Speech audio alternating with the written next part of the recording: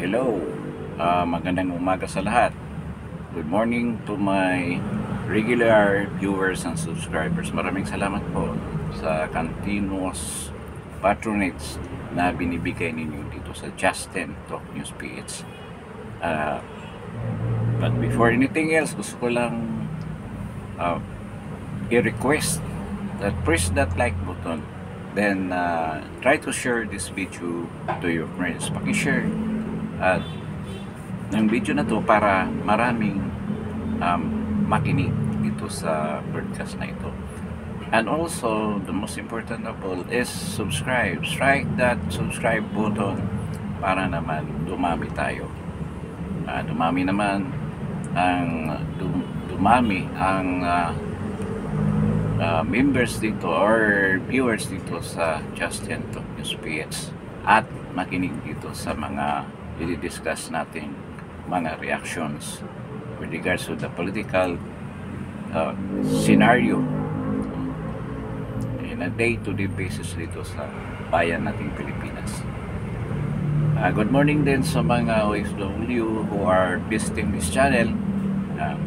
Welcome kayo dito sa Justin Talk News PH. This morning, mayroong malaking development but actually, na-discuss ko na to a few weeks before at nagbigay ako ng opinion ko with regards to this matter. So this is big development sa political scene natin ngayon dito sa Pilipinas, at alam naman ninyo nasa kasagsagan tayo ng campaign with different opposing parties, not only in the senatorial bits natin, and then doon sa mga local na mga candidates for different positions para sa 2025 May elections, midterm elections. So ito, napakalaking development, kaya magandang pag-usapan natin to. Then aside from that, we will try to scrutinize kung paano nakarating sa ganitong sitwasyon ang mga bagay na ito. Unang-una, gusto ko lang ipahayag na this is my opinion. Ito ang sa tingin ko nangyayari beforehand, bago pa dumating sa ganitong sitwasyon. So yun ang himay-himay natin kung bakit kaya dumating sa ganitong sitwasyon.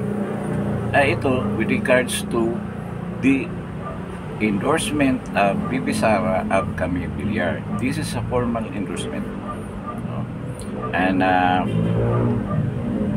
paano ito nangyari? Then there is an informal endorsement through Ruben Padilla kay Senator Amy Marcos. We will try to scrutinize din kung paano dumating sa ganitong punto. Alam naman natin na marami talagang mga Duterte supporters, VP Sara supporters at that, na ayaw talaga kay Amy Marcos. So paano dumating sa ganitong situation, at anong political play or strategy ang meron dito sa mga Dutertes na sinama nila, but not formally, dito sa slate ng Duterte 10 si Senator Amy. Pero that's not official, kasi I try to find out kung official ba o hindi. Wala akong nakitang ganyan. Only yung picture ni Vice President Sara with Amy and Camille Villar. I don't know kung bago ba yun o matagal na yung picture na yun. It was not confirmed kung bago yun, pero maraming nagsabi na bagong picture nila yun. So, we start with Camille Villar. So, ito yung unang topic natin.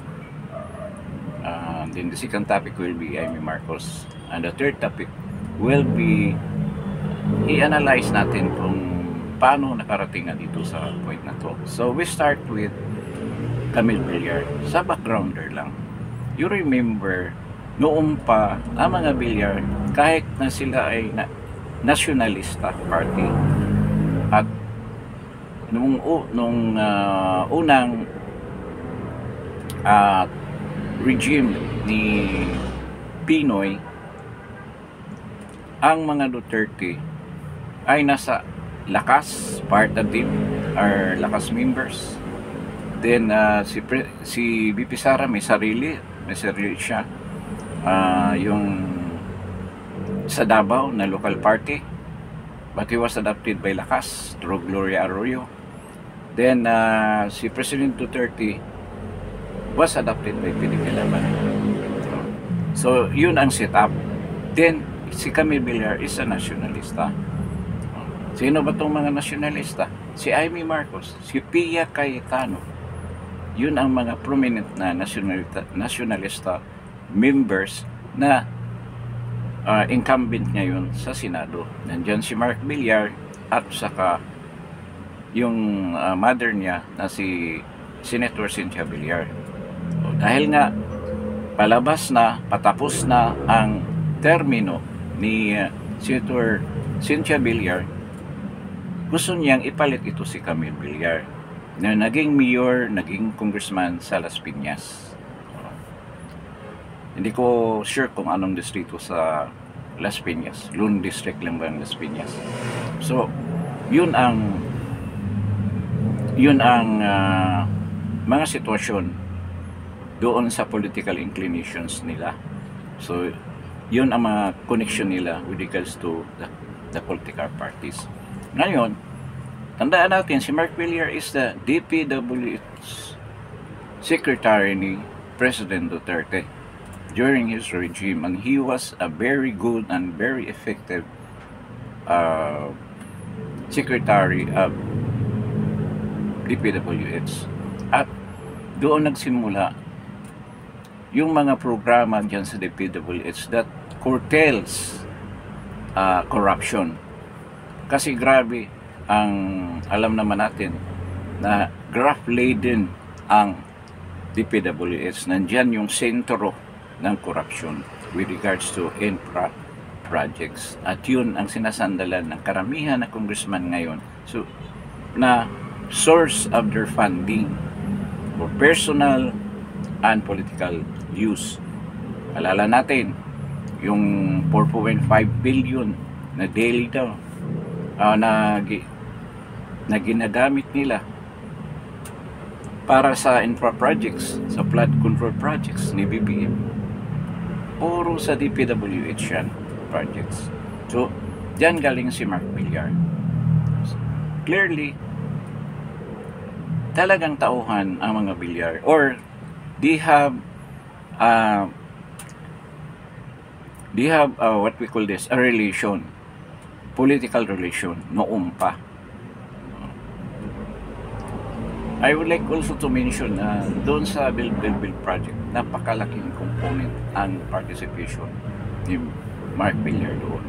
At yung mga grand plans nila, like yung tulay from long span bridge from Cavite to Maribeles, Bataan na hindi natutuloy, that was told by this government.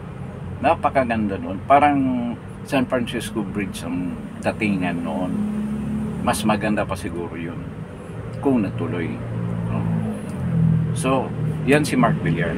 And of course, Manny Villar, talagang kaibigan at alyado ni President Duterte.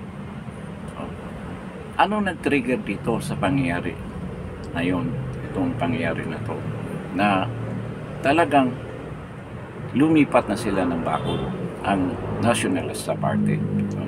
Unang-una, nag-comment ito after the abduction of President Duterte, si Cynthia Villar, na talagang it was an illegal act of the government. Sinabi niya prangka, pati si Manny Villar, that should have not been done by this government. Na bukod sa illegal na, wala nang due process yung pagka-abduct, pag-surrender na presidente natin, pinagkanulo ang presidente natin doon sa mga dayuhan. Parang binibinta mo na rin ang soberenya ng bansa. Yun naman, yung statement na yan ay lumabas kina Manny and Cynthia Villar. So, diyan nagsimula ang hidwaan sa side ni Manny Villar at si BBM.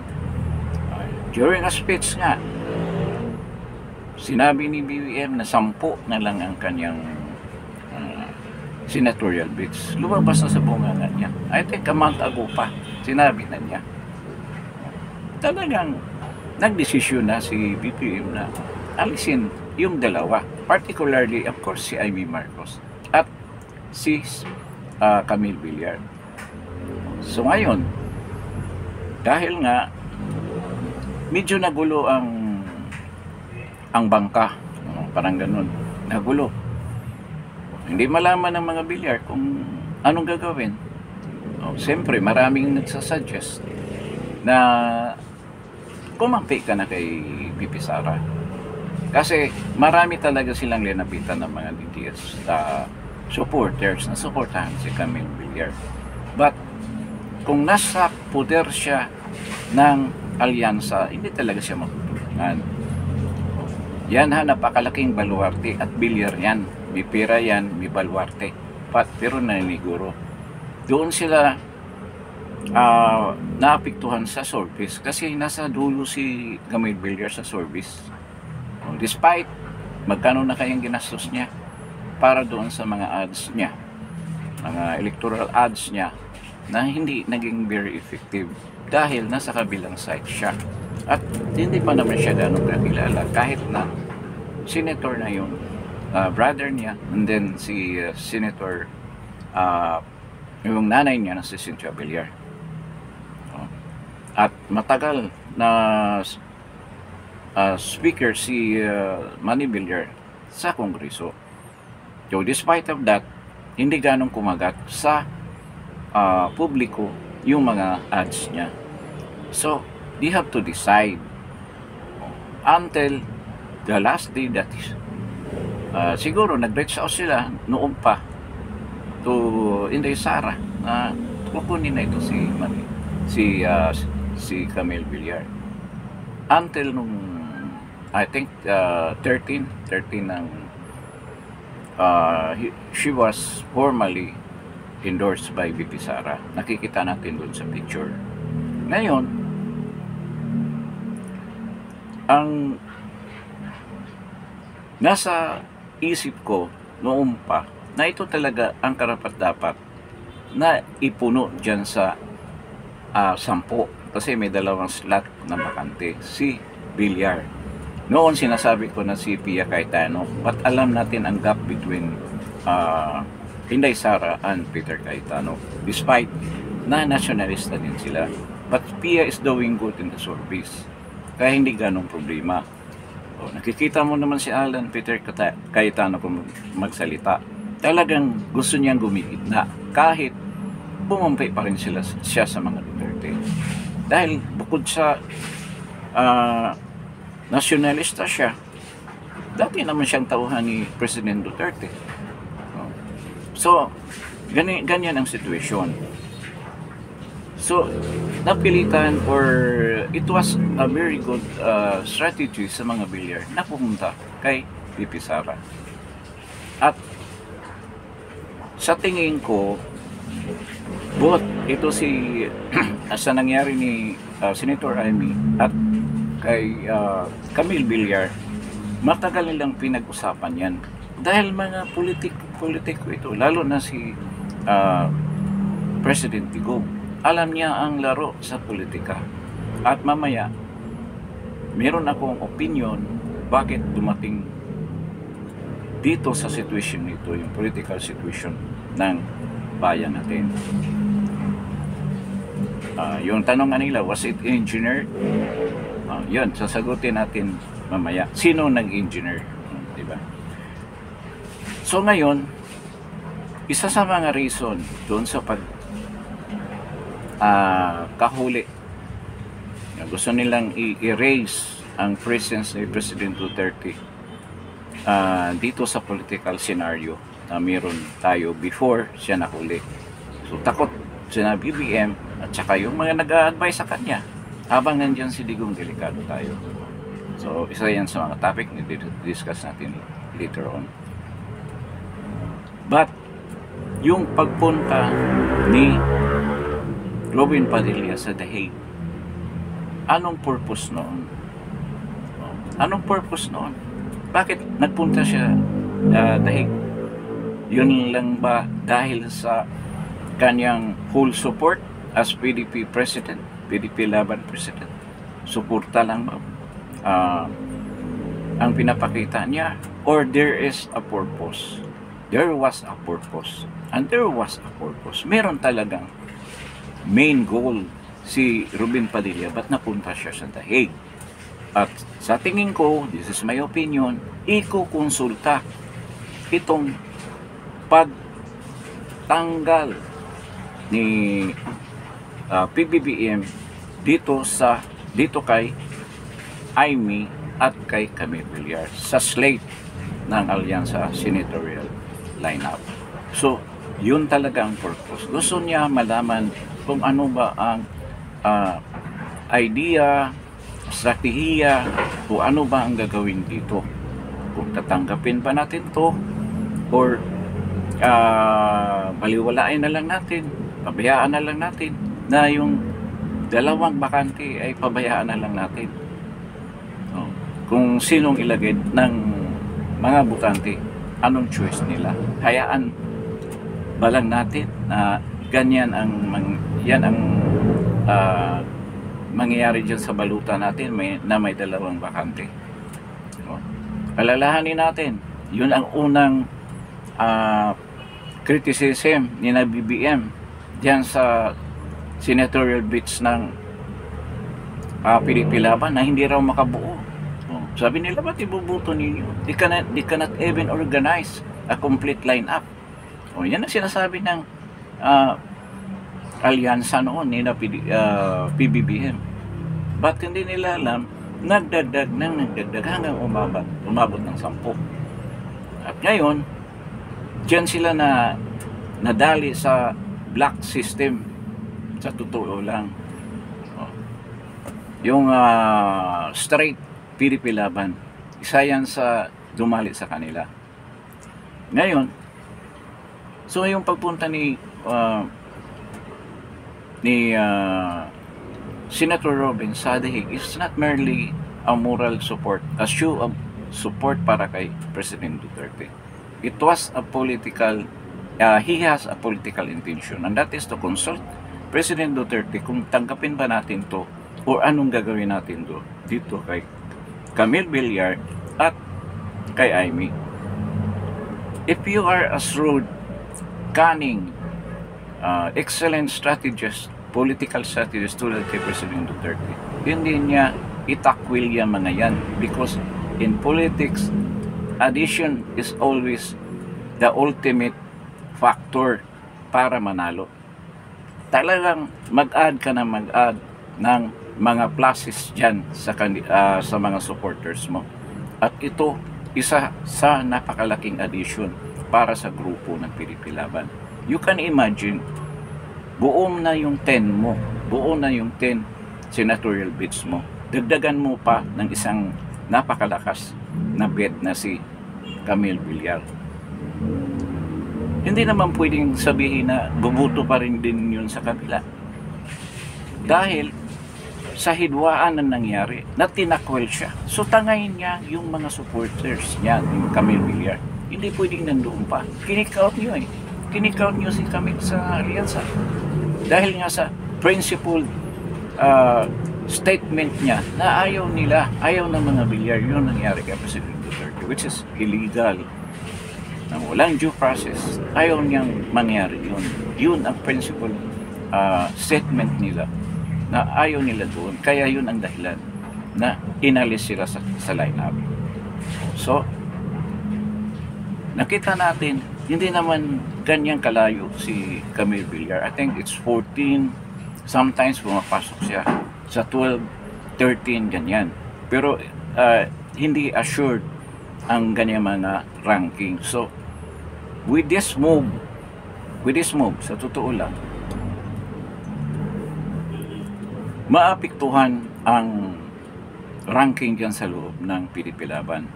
Kahit na sabihin natin na merong black voting, pwedeng maapektuhan. I would like to say that. Yan ang mangyari. Pwede maapektuhan yung line-up. Pero kung susundin lang ng mga supporters na black voting plus 2, 10 plus 2, dapat ganun.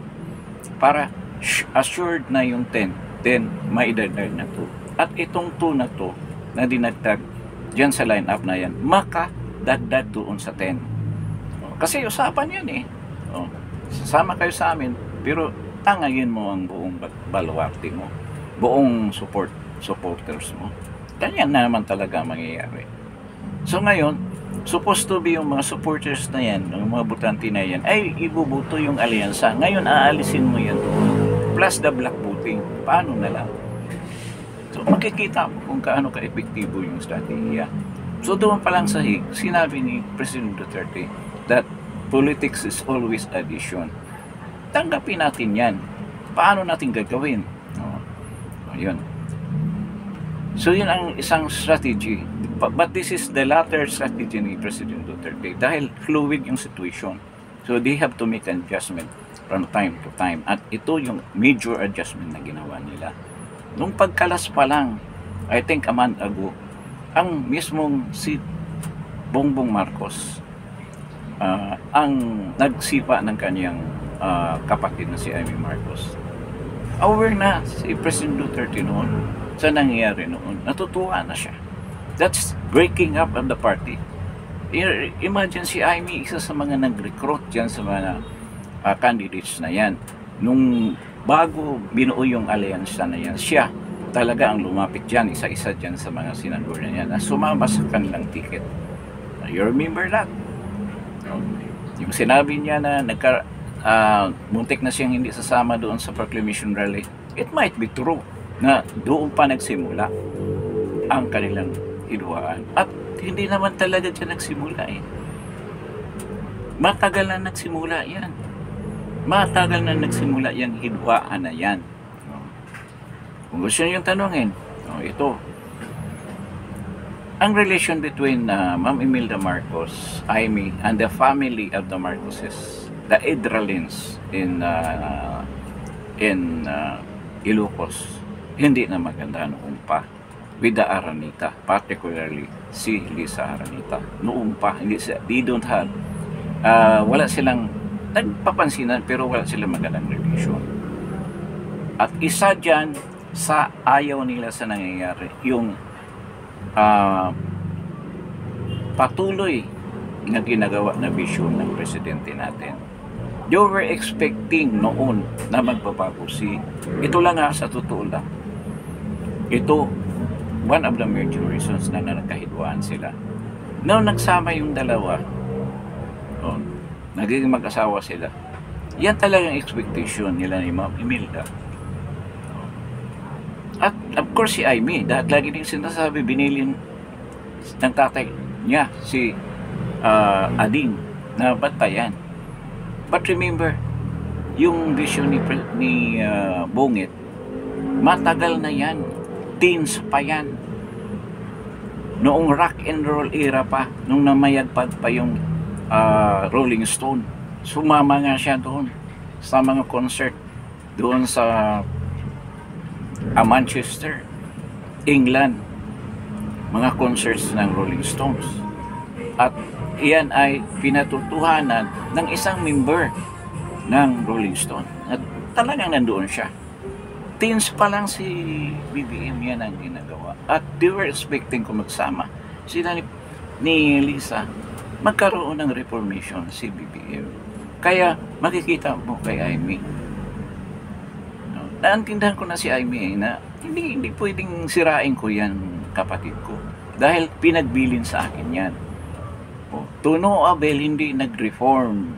Sa totoo lang, ito ang opinion ko lang to. Pero sa grapevine, sarami nating naririnig. Noon pa kasi, nag-observe na ako dyan kay PBBM. In fact, halos magkaedad kami niyan. Noon pa, yung mga kalakasan ng The Jerks, mga ganyan, mga banda na yan, noong araw, laging nandyan yan. Kung saan, alam ba ninyo yun, ang joint noon, yun sa mga rock, yan, yung shake stop na lang. Yan lang ang puntahan ng mga tao noon. At madalas siya dumadaan dyan. At ito nga, dahil nga, sa dala-dala niya yan hanggang ngayon, isa yan sa mga bagay na nagkaroon ng samang loob. Bakit hindi na-reform si Pungit? Lalong napasama. Yan, isa yan sa hidwaan. I don't know with other things na meron silang gap between the Aranitas, particularly the First Lady. So, dala-dala nila ngayon. Yan.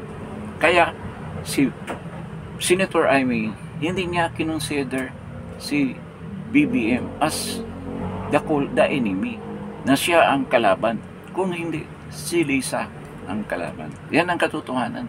Kung normal naman talaga yan sa mga family clans, mga ganyan, meron talaga yung gap minsan. At dito, nagmanifest. Nakita mo, anong sabi ni, kung si Daryl Yap ang pagkukwentuhin mo, talagang detalyado yan dahil nandyan siya lagi kay Ivy. Ngayon, ito ang dahilan dyan sa gap na yan. Until now, until naging presidente si PBBM, ganyan na nangyayari. At ito na, nagkaroon ng sariling mundo si PBBM at naging very dependent to First Lady Lisa Araneta. So, yun ang nangyayari. Ay, may hidwaan sila. Nung nagsalita si Amy against dito sa slightly noon sa administration at lumabas si Amy and conducted this Senate inquiry on the abduction of President Duterte. Diyan, talagang it breaks the camel's back. The straw that breaks the camel's back. Talagang kinik-out na siya sa partido. Na siya, isa sa mga nagbuo. So, matindi yun. Huwag mo sabihin kay Bungit lang yung desisyon. Alam naman natin na si Lisa talagang sa lahat ng decision making, talagang si Lisa nagbibigay yan. Si Mark din Romualdez, sila ang nagsasuggest yan. Alam naman natin, sasabi pa nga ni si President Duterte na talagang weak yan si BBM at dependent yan kay First Lady. I don't know kung ganyan ba katotoo yan. These are allegations and these are suppositions dahil hindi naman natin sila nakausap. But the way things are going, mga manifestation nila, outside manifestation, parang ganyan na nangyari. Laro lang yan sa isip natin. Sabihin ng mga supporters na hindi yan totoo. But anong manifestation? Anong nangyayari? Anong nakita natin ngayon? Ganyan nga. Nawahidwaan sila. Sorry mong kapatid, i-kick-out mo sa sariling partido na siya rin ang nag-organize. Malaki ng hidwaan yan. Whether you deny that or not, or you accept that or not, the fact is na si Amy Marcos ay in-endorse ni Robin Padilla. At ito, idea na yan ay galing kay President Duterte. I don't think na magbigay ng ganyang action or gagawa ng ganyang action si Senator Robin na hindi sanction by President Duterte. Baka si President Duterte ang nagsabi na ganyan ang gagawin mo. Para tuluyang mabasag. Ngayon, tumagilid na yung alyansa. I don't know kung tutuloy na babagsak yan. Kasi ang mga senador dyan, kanya-kanyang action na para naman mag-survive sila sa election na to. Kasi ang drain ng Duterte support ng mga tao talagang nagsusnowball na. Lumaki ng lumaki. At ito na yun. Parang freight train na ang nangyari. So, ganyan ang sitwasyon. So, itong pag-endorse ni Ruben Padilla, do you think naplano rin yun? Bakit hindi si Inday Sara nag-endorse? Of course, hindi talaga pwede. Kasi maraming magagalit dahil nga sa ekspresyon na nabudol na nga tayo. Tapos itutuloy mo pa yan. So, anong pinakita? Picture lang. Ito. Na si Amy nasa side na natin. Ngayon, sigurado ako na yun ang sinabi ni President Duterte na ikaw ang mag-endorse ni Senator Amy, while dito naman kay Camille, to play safe,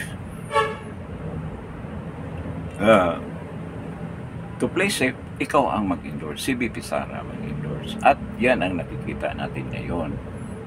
Di ba? Napakagandang strategiya.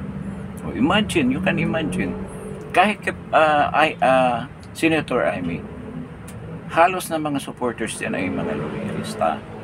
At hindi ko alam gaano karami ang sasama kay Senator Amy na susundan talaga siya sa mga decisions niya. Merong portion dyan sa mga loyalists na sasama sa kanya. So you can imagine. Remember, outgoing na si President BBM. No? Outgoing na siya.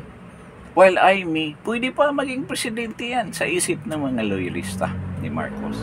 So, why should they support doon sa mga kandidato ni BBM na wala naman silang concern doon as a Marcos loyalist? So, nakikita ninyo. Dito kami kay Amy. So, pwedeng sumama sila kay Amy. Then, pwede ring iboto nila. Kasi kakausapin ni Amy yan. Ako, in-endorse na ako ni Ruben Padilla. So, there will be some DDS na buboto sa akin. So, medyo ma-assure ng konti yung pagkapanalo ko dyan sa election na yan. Dahil may addition na tayo. Yan ang sabihin. But I need your vote. Baka yun ang sabihin ni, I don't know kung yan sasabihin ni Senator Amy sa kanila. At yun ang plano. Sa tingin ko nga bago nangyari itong after ng pag-abduct kay President Duterte, yan ang isang naisip na move ni Senator Amy. Sa tingin ko, siya ang lumapit kay President kay BP Sara. Kasi sabi ni BP Sara, lagi na nag-uusap naman sila. So ito yung ginawa niya. Baka sabi niya, kasi hindi naman hinadlangan ni ito muna. Isa sa mga assurance niya na ikakandak niya yung investigation dyan sa Senado with regards to the abduction of President Duterte. Yun ang sinabi niya dyan kay BP Sara na gusto kong sumanib dyan sa inyo. Parang ganun siguro ang sinabi. Parang lang to ha. These are all speculation. Di naman natin alam. But the way things na naganap ngayon, ito sa tingin ko ang nangyari. This is my opinion. Siguro linapitan ni Senator Amy BP Sara na I will support ng President Duterte, ganyan. Then I will conduct, to show my sincerity na talagang sumusuporta ako kay President Duterte, I will conduct a Senate inquiry regarding this matter, yung abduction o kidnapping ng President Duterte, to show my support. So yun ang ginawa niya. Imagine si BP Sara nasa higpa, lumabas siya sa first hearing. Paano napag-agree ni Amy na lumabas siya doon? Meron ng previous na pinag-usapan yan. At isa ito yung sige, basta kung gagawin mo yan, pwede kang i-endorse namin na additional candidate dyan sa 2 candidates na lacking sa lineup ng senatorial bids ng mga Dutertes. Not exactly a PDP Laban candidate kasi may sarili na silang partido which is nationalista. Ganon. Whether they like it or not, but that is an additional vote, an assurance na talagang mananalo ang slate ng PDP Laban. So yun ang sa tingin ko nangyari. Previously pa, nag-usap na sila ni Pipi Sara. So gagawin ko to, ganyan. So hindi naman pangit ang nangyari sa Senate Inquiry. Marami mga bagay na nabuyang-yang, na-reveal natin doon na hindi natin alam. Meron tayong mga speculation noon, but doon sa hearing naririnig natin kung ano ba talagang nangyayari. Nabibisto natin lahat. Yung ugali ni Tory, yung psychological capacity at condition ng mga kabinete ni PBBM. Nakita natin doon, lalo na si Tory. Di ba? Doon din sa hearing na yan, lalong tumibay at tumaas ang galit ng mga tao. That leads to yung hindi pa nag-iisip na pasagit na kung saan sila papanig, ay pumanig sa mga Duterte. So nakakatulong yung Senate Inquiry na yan. Whether you like it or not, nakakatulong yun. Whether you like Senator Amy or not, nakakatulong na malaki yun. Diba? So yun ang totoo. So doon pa lang talaga nag-usap na sila. At yun ang ginawa after nung dalawang Senate hearing. Nag-appear pa doon si Senator Rubin. Tinaas na ni Senator Rubin, as promised siguro, this is my opinion, tinaas ni Senator Rubin yung kamay ni Senator Amy as a sign of support, pero hindi si Inday Sara. Dahil sigurado yung mga supporter o Inday Sara, bakit magpabudol naman tayo dyan? Meron ako isang vlog, yung previous vlog ko, sinabi ko bakit tayo ng mga DDS na ni Amy Marcos. Meron pa nga akong dalawang points noon. I don't want to mention kasi yung dahilan na nakabalik sila sa Malacanang, dapat sinama ko yun. Dahilan kay Pipi Sara na nanalo si PBBM dahil kay Pipi Sara. Isa rin yun sa mga negative na aspeto bakit hindi dapat iboto si Amy Marcos. Kasi sa totoo lang, kung magtatanong kayo, hindi ko talaga, sorry na lang, prinsipyo ko yun at alam ko yun sa sarili ko na hindi ko talaga iboto si Senator Amy. Despite all of these things, hindi ko talaga yan iboto. Hindi ako kailanman in the future, in the present, bubuto ng isang Marcos. So yan para sa akin. But we're talking about itong situation na yun sa politika dito, kung ano nangyayari. So, beforehand pa, may usapan na yan. So, ngayon, natapos na nga itong, hindi pa naman tapos kasi gagawa pa ng fourth hearing yata, Senate Inquiry, which is to the advantage, not only to Senator Amy, but the whole Duterte clan. Malaki rin natulong yan. At doon sa mga kandidato ng Duterte. Kasi mga tao, nag-iisip na kung nasa middle ground sila, umangat na sila kay sa senatorial bits ni President Duterte, yung Duterte 10. Ngayon, so in-endorse ni Rubin Padilla. So yung sabi ko nga kanina na yung mga loyalista pwedeng mahati, pwedeng malaking portion mapunta kay Amy, but sa tingin ko hindi yan magsi-straight. Yung mga pwedeng may pipiliin sila dyan sa mga kandidato, particularly sa tingin ko napipiliin nila dyan si EP Salvador kasi artista alam mo naman tong mga loyalista, yun ang pipiliin dyan. Or pwede si Bongo, dahil si Bongo lahat naman natutulungan. Pwede si Lambino, dahil si Lambino ay Ilocano. Si Marcolita siguro 50-50 dahil nga marami rin si Si Marcolita against BBM. Marami siyang pronouncements. Then, si Vic Rodriguez, totally hindi yan nilubuto ng mga loyalista. Kaya nga sabi ko, merong pipiliin dyan. Lambino, si Hinlo, malayo, hindi yan. Si Bato lalo na.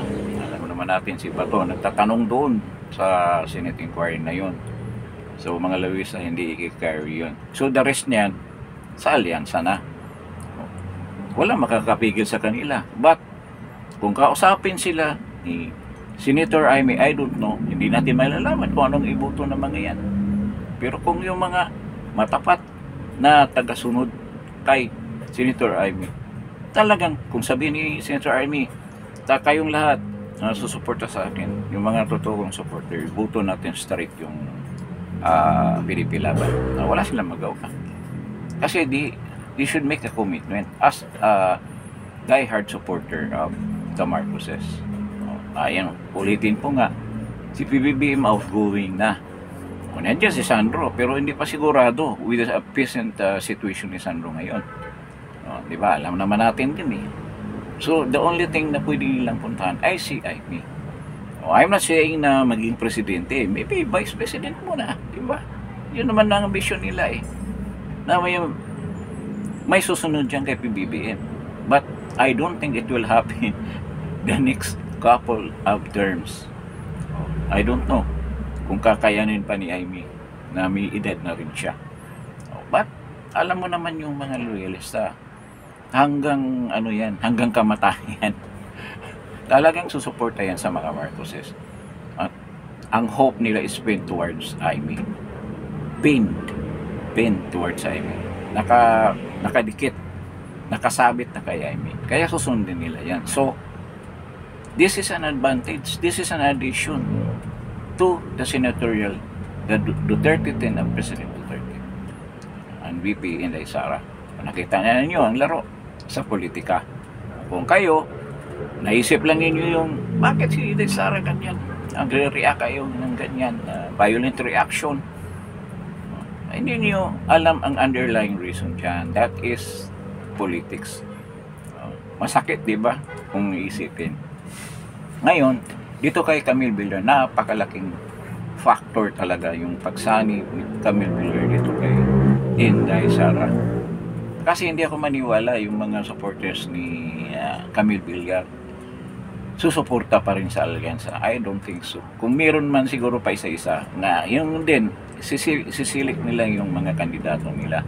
But kung talagang sabihin ng grupo ng nasyonalista siya, nasyonalista rin si Camille Villar, kung sabihin straight tayo, buto natin na straight, plus itong si Amy at saka si which is I think yan ang gagawin ng nasyonalista at yun ang agreement between the two parties, PDP laban at saka nasyonalista.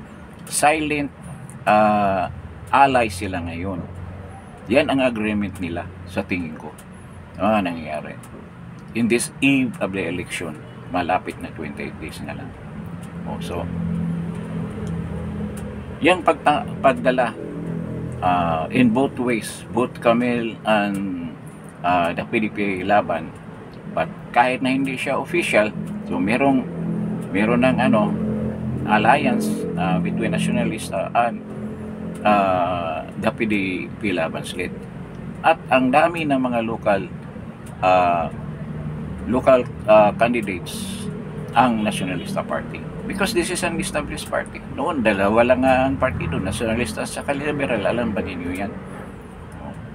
Until na ginulo yan ni President Marcos, nagkaroon ng QBL, ang dami ng kay Cory, dumami, kaya sumama nga yung mga party list. Diba? So maraming local candidates yan.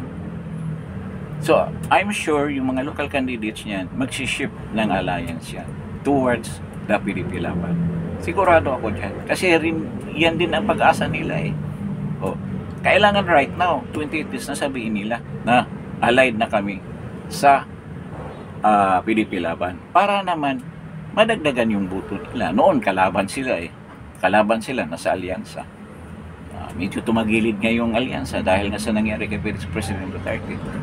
So ngayon, Yun ang sasabihin nila, they should do it right now dahil gahol na sa panahon. So ganyan ang laro. So lalong lumakas ang PDP Laban, and this is a masterful strategy, at hindi yan galing kay VP Sara lang. Pwede, siyempre nag-uusap sila, they make suggestions then kay Robin Padilla, kahit na hindi na niya nakita through VP Sara, kinausap niya si President Duterte, at ito na yung resulta. So makikita natin yung masterful skill and strategy ni President Duterte with regards to political situation, at ito na nagmanifest. Di ba? Ngayon, kung yan ang mangyayari, minus na yan doon sa alyansa. Kaya yun ang dahilan na hindi na mapakali mismo si PBBM, na hindi na siya doon. Parang alam mo naman sa ganyang mga situation ng pag-iisip, madaling ma-discourage yan whenever certain problem will come up, lalo na ngayon na walang siyang major, nag-uusap sa phone, sigurado ako wala siyang major supporter na sa tagiliran niya.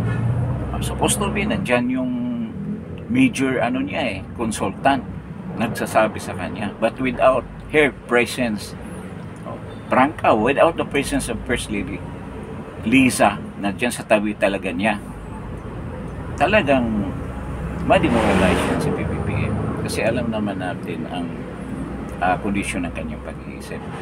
Medyo magulo, naguguluhan siya, at sometimes lagi siyang nadi-discourage, ganyan, mabilis siya kasi hindi siya sanay sa ganyan mga situation. Kahit sabihin mo matagal na siya sa politika, but I don't think na nandiyan siya in the middle of the things always kung mayroong problema. Kaya nga kinuha niya si Attorney Vic Rodriguez na kinik out din naman. Napakalaking plus sana si Vic Rodriguez sa kanya kung hindi pa nila pinakialaman si Vic Rodriguez. At maganda naman yung nangyari. Parang ang Panginoon na nagdesisyon na sumanib ka dyan. Gumanda ang nangyari. So itong lahat, sinabi ko kanina, sabihin ko rin yung kung engineer o sinong engineer na magkaroon ng situation na nakikita niya yung future, kung ito ang gawin, ito ang magiging resulta. Yun nga sa una pang vlog during the arrest or the abduction of President Duterte, the arbitrary detention of President Duterte, sinabi ko na yan, hindi siya papasok sa Lions Den kung wala siyang mahigpit at talagang katuwiran na purpose. Wala siyang matinding purpose na ginawa niya yan. At si President Duterte hindi yan gagawa ng ganyang decision kung wala siyang intention, purpose na expected na mangyari, na nangyari ngayon. Tandaan niyo sa Hong Kong pa lang, during the rally dun sa Hong Kong, marami nagsabi sa kanya na kasi meron nga espiya nga daw doon sa loob, meron daw spy. I don't know kung totoo yan o hindi. At saka si VP Sara nagsabi naman, pero ako sa tingin ko totoo yun, meron talaga nagsabi, just to confirm kung anong decision ni President Duterte, kung uuwi ba talaga siya o hindi, o meron siyang gagawing ibang bagay, which is alam ni Anyo na talagang part doon sa plano at mag-asylum siya sa China. There is truth to that, na talagang mag-asylum. Yun ang suggestion ng iba niyang mga supporters. But tinitimbang ng gusto ni President Duterte, kung mag-asylum siya sa China, anong mangyayari sa bayan natin? Anong mangyayari kay VP Sara? Ngayon, sa situation na ito, ang political situation ng Pilipinas during a midterm election na hawak ng government natin. At yan naman ang experience in all midterm elections, lagi ang administration ang nanalo. Kung hayaan ni President Duterte mangyari yan, may impeach si VP Sara, baka makulong pa. Yung mga anak niya lahat, pulong, lahat kakasuhan yan. Pati yung asawa ni President Duterte, si Mans Carpio makukulong din yan kung pabayaan niya. So, nakita ni President Duterte ang sarili niya. I'm old. Lagi niya sinasabi. I'm expendable. Pero I'm an effective weapon para bumagsak itong administrasyon na to. Unang-una, gusto niya talaga sa totoo lang mag-react ang AFP with all the pronouncement he made in his speeches. Alam mo yung mga parang inindiksyonan ng anesthesia ang AFP. Hawak na hawak sila ng gobyerno, ng administrasyon ng PBBM. Walang nag-react. Ilang beses sinabi, do you follow a commander-in-chief na ganyan? Sa unang maisog pa, bangag ang presidente. May nag-react ba? Nag-react ba ang military? Wala. Hindi yan ang culture ng mga military ngayon. Iba ang iniisip ng mga military. Ang sarili nila. Sarili nilang future. Ang career nila, yun ang iniisip nila. Wala sa kanila yung patriotism. Siguro napipilitan lang sila dahil trabaho nila. Nagagawin yung pagiging patriotic. Oh, nakita ninyo, ilang pronouncement hanggang sa kaduluduluhan sabi ni President Duterte. Kasi, lagi kong sinasabi, people power na revolution na successful, there should be a participation of the military. Ilang rallies na napakalaki by the millions may nangyari ba? Wala. Wala. Anong ginawa ng military? They are numb, insensitive, walang ginawa. Sorry na lang doon sa matitino. But you're still part of the organization that's supposed to be to protect the people of this country. But you are doing nothing. Yung mga ninyo, mga retired generals, puro dak-dak lang. May isa pang retired na lalaban daw siya sana ngayon. Umalis na siya sa grupo niya to play safe. Noon, kakalabanin, may machine gun ako sa bahay. Ganun. Kaya nga, halo-balo, walang nangyari. So, ito, balik tayo sa sabi ni Duterte. Kaya nakapag-desisyon si Duterte. Mag-sacrifice ako, yun ang tamang word. Ngayon, na mahal na araw, nag-sacrifice si Jesus for our salvation. Hindi naman ikumpara kasi si Duterte, kung pakinggan mo, parang atheist. Pero hindi ako naniwala. Naniwala yan sa Diyos. Naniwala yan sa Panginoon. At yung mga prinsipyo niya, prinsipyo ng isang Kristiyano. Love of your countrymen, love of the young people of this country. Protect the young people. Diba? Christian values yan. Diba? Sabihin nyo, masama kasi maraming... Sino bang pinapatay niya? O kung sabihin niya, siya nagpapatay. Criminals! Kahit nabasahin mo yung Old Testament, lahat ng mga lumabag dyan sa utos ng Panginoon, talagang gurugol yan, sa totoo lang.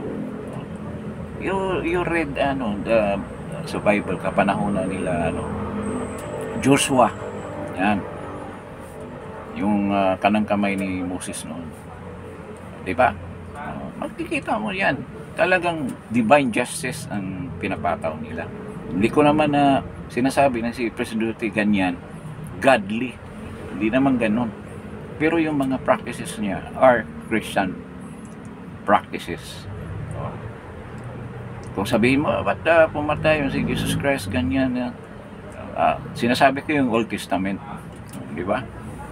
Old Testament yun. Ngayon, ito, balik tayo sa topic.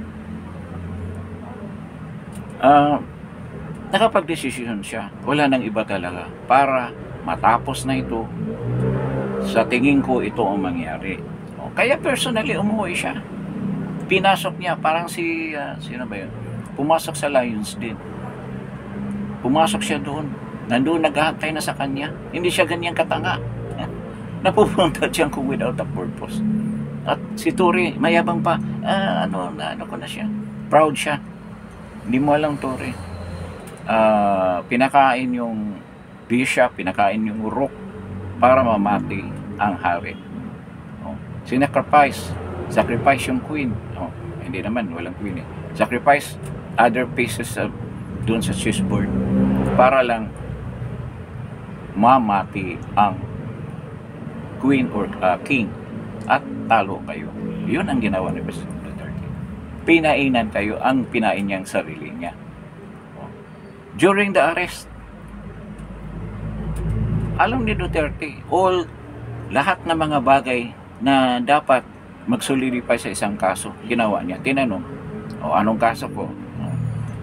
Ano bang kaso ko? Bakit tuhulin niyo ako? Lahat na bagay nandoon, sinabi niya. At it was recorded sa video na pwedeng magiging ebidensya na talaga may violation.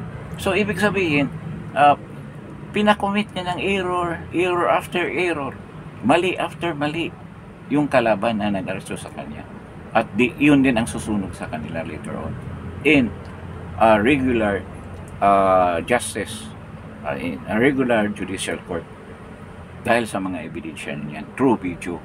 Ginawa nito rin na kalupitan kay Attorney Vilca at kay E.S. Bersamin na may medical condition, nakikita niya. At how he treated President Duterte. Sabi ni President Duterte, okay, accomplish na lahat. Meron na tayong hawak na ebidensya. Punta na tayo para hindi na wala na masaktan. Proud si Torre. Hindi, si President Duterte mismo nagsabi na, okay, alis na tayo, sakay na tayo. Hindi niya alam na nag-iipon si President Duterte ng ebidensya na ipupukul later on sa kanya. Tingnan nyo kung magkaroon ng formal filing of cases. O dyan sa ICC mismo ipipresent yan, yung mga video niyan ng defense lawyer ng President Duterte. And that's for sure. Nagkalat na yan sa media at ipipresent formally yan dyan sa hearing na yan. Akseptado na ebidensya yan.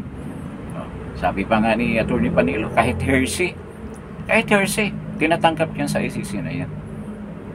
Tatanggapin din yan.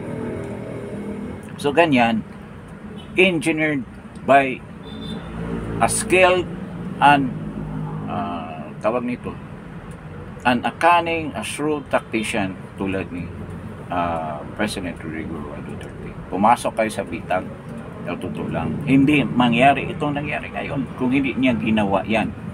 Kasi walang iba eh. Alam na niya dahil maraming mga maisubralis, marami pa rin sumusuporta sa kanya. With the rates, ng trust rating na kuha niya, 80%, 90%, nang lumabas siya. Sinong presidente ng buong mundo nakakuha ng ganyan? Except trust rating rate. Napalabas na siya na paging presidente, ganyan pa kataas ang trust ng mga tao sa kanya.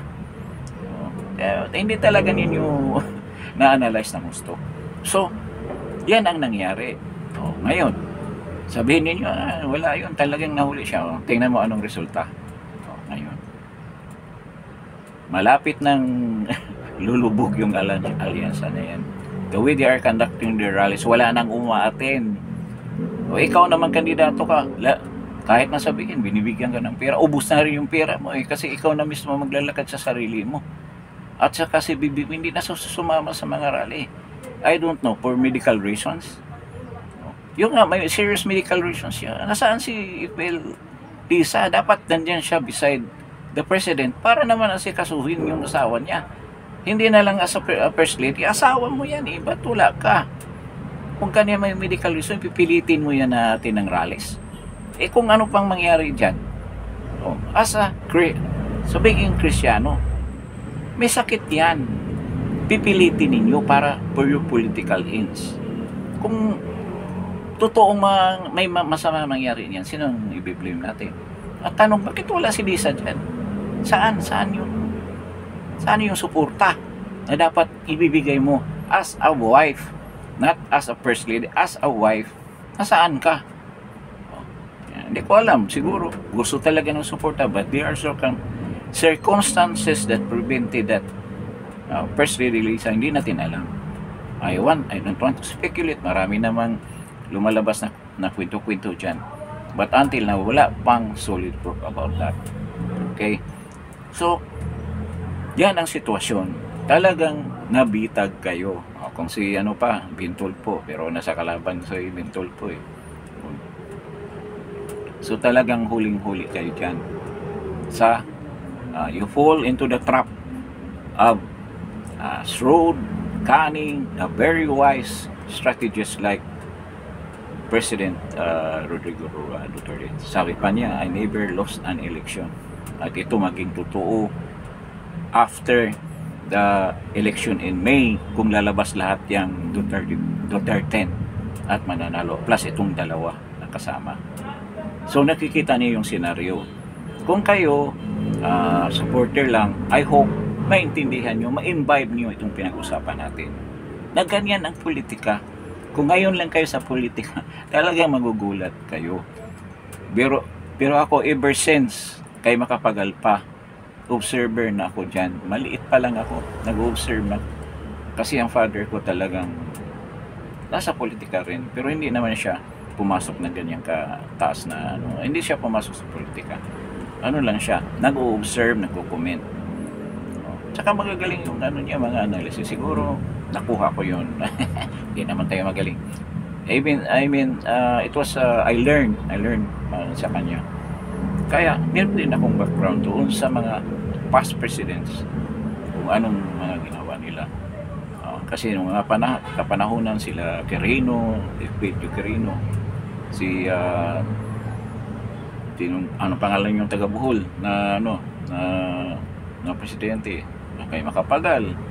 Yan, pinag-usapan yun lagi dati. Ngayon, ito ang nangyari sa situation na yun. So, we came to the situation na hindi yan by accident. Merong mga bagay na nagdala dito, na dumating dito sa situation na to. Yung baliktad or salita ni Manny Builder at saka ni Cynthia. Anong nag-lead? Saan yun? Saan nagsimula yun? Doon sa abduction ni President Duterte. So, talagang nabasag ang alyansa dahil diyan sa situation ng abduction, na hindi naman yan by accident lang. It was a planned move ng ating napakagaling na presidente. Kaya huwag kayong malungkot. But still, doon sa mga OFW natin, continue the pause na talagang mapauwi si President Duterte sa Pilipinas. Kung mangyari yan. Before the election, kung mangyari yan, lulubog lalo ang alyansa. Ngayon pa nga lang nasa dahig pa lang si President Duterte. Talagang malaking impact na. Magugulat nga yung mga Europeans. Meron din tayo mga kilala, lalo na dyan sa France, na they were so surprised na ganyan ang suporta. Ganyan kahigpit ang suporta ng ating president, ng mga Pilipino kay President Duterte. At nagkaroon na sila ngayon ng idea kung ano ba talaga ang political situation dito sa Pilipinas. That all of this are political ang dahilan kung bakit ginawa ni PBBM ito. So, marami pa sana tayong i-discuss, pero medyo mahaba na ito. Mahaba na itong usapan natin. At least, kung meron kayong mga comments, comment lang ninyo sa comment section. But hindi ko kayo pakialaman dyan sa mga comments ninyo. Basta wag lang kayo mag-personalan. This is a free space. So, just opinions, just the issues. Huwag naman yung mga personal. Kasi magiging ano tayo niyan. Hindi tayo matalino, hindi tayo intelligent pag ad hominem tayo ng ad hominem lagi. Wala tayong makukuha dyan. Puro naman tayo Pilipino. Kahit foreigner ka, you make a comment if you want. And just to remind you that this is a free country. And we honor and we love our freedom to speak freely. Yan ang importante. There should be curtailment in our freedom of speech na ginagawa ng present administration ngayon. So, with this, ito na lang siguro. At sa susunod natin vlog, it will be based on the daily happening dito sa political scenario natin. Magkaroon din tayo. We will be talking about that later this day or later or tomorrow dito sa Justin Talk News page. But before anything else, If you like the video, kindly pakipress ng like para matutuwa naman yung YouTube. Then share this to your friends if you find this discussion very important, very important ba or very informative. Pakishare naman sa mga kaibigan nyo.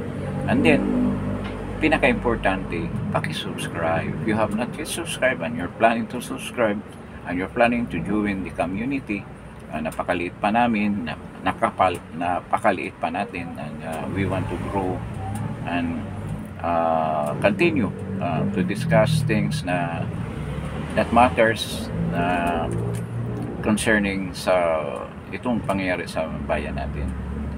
So kahit na in our little ways, makatulong naman tayo sa bansa natin. Maraming salamat sa inyo at good morning sa inyong lahat, whether you're here in the Philippines or anywhere in the world. Good day sa inyong lahat. Thank you po for coming over to this channel, Justin to News Beats.